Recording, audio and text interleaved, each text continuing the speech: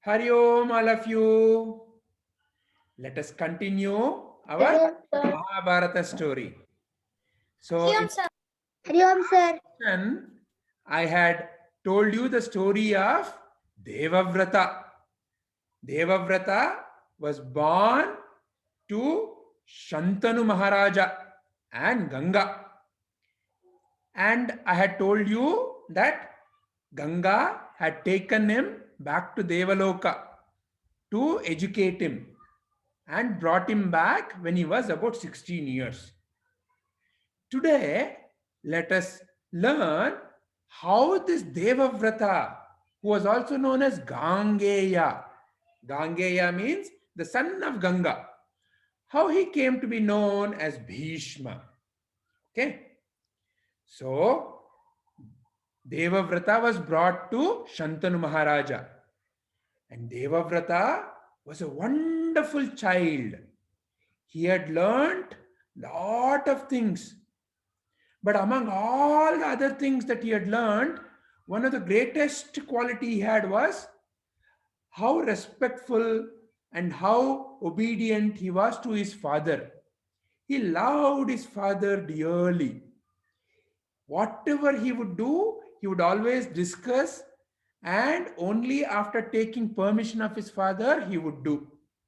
He was a very courageous boy, very powerful, very good with various kinds of weapons, whether it was bow and arrow, sword, and also was always willing to help others. Very nice. People loved Devavrata.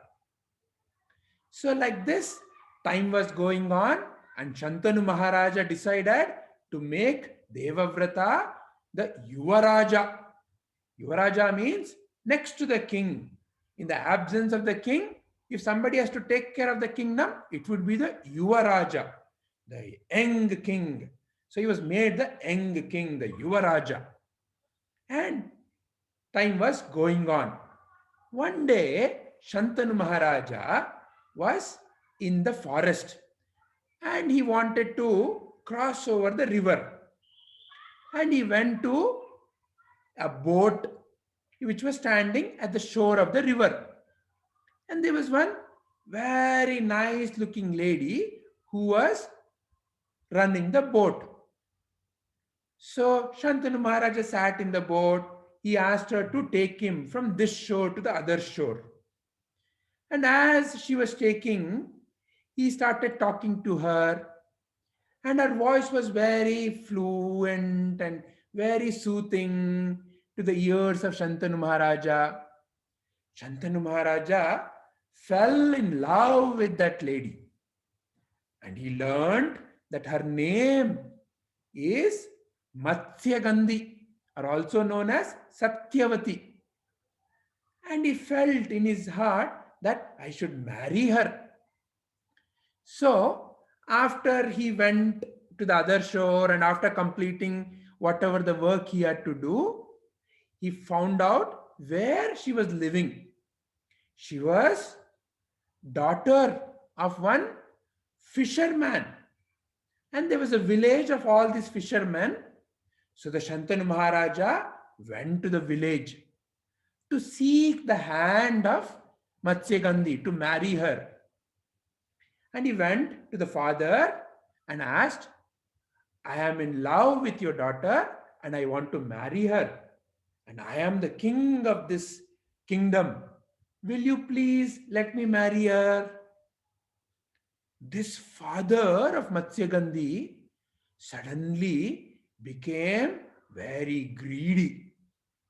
In his mind, he started feeling, oh, here is the king who has come to my doorsteps and is seeking the hand of my daughter.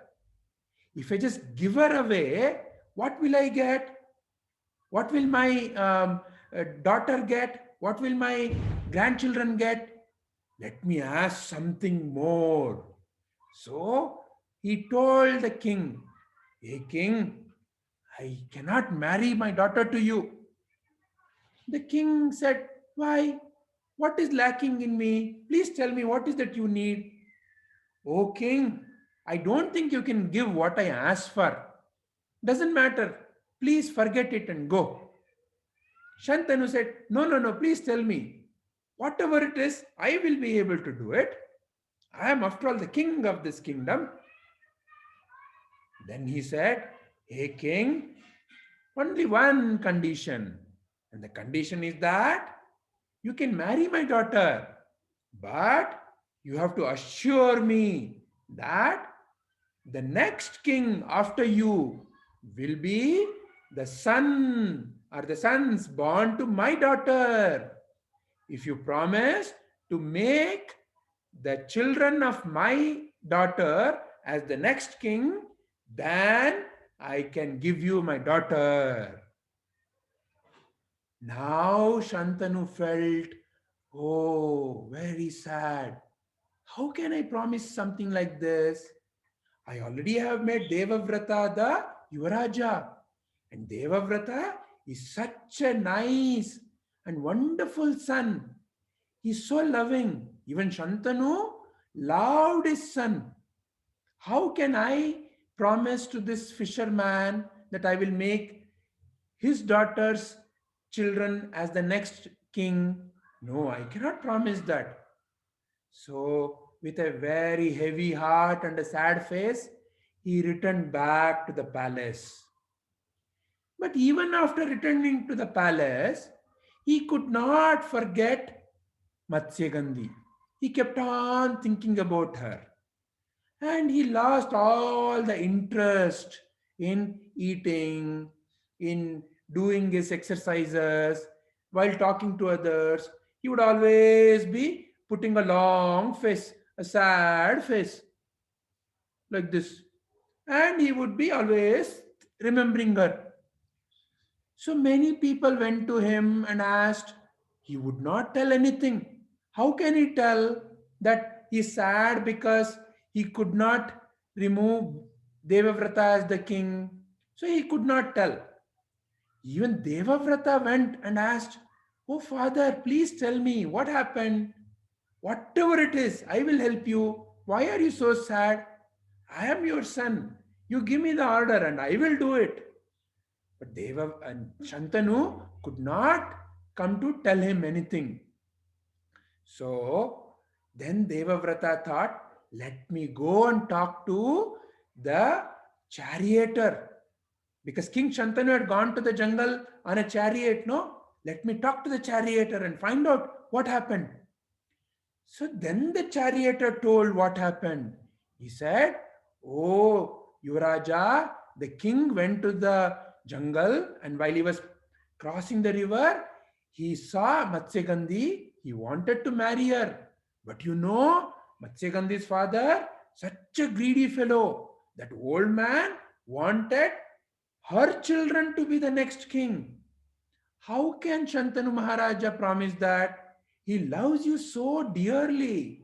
So that's why he is so sad."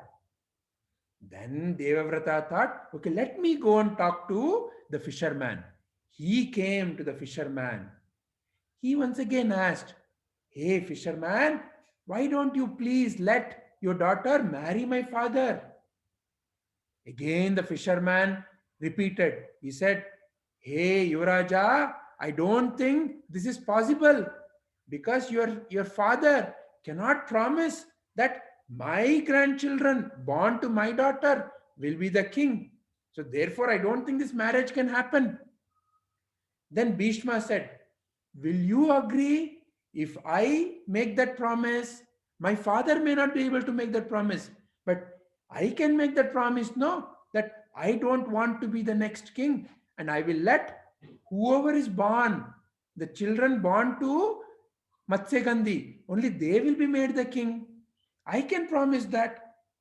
And he said, "I will promise." Then the fisherman said, "Okay, that is okay. But what if you get married and if your children want to be the king?" Then Devavrata said, "With my mother as a witness and the entire world, the light, air, water, all the Pancha Mahabhutas as the witness. I, Devavrata, promise that I will never get married. And whoever is born to Matsyagandhi, only they will be made the king. I promise.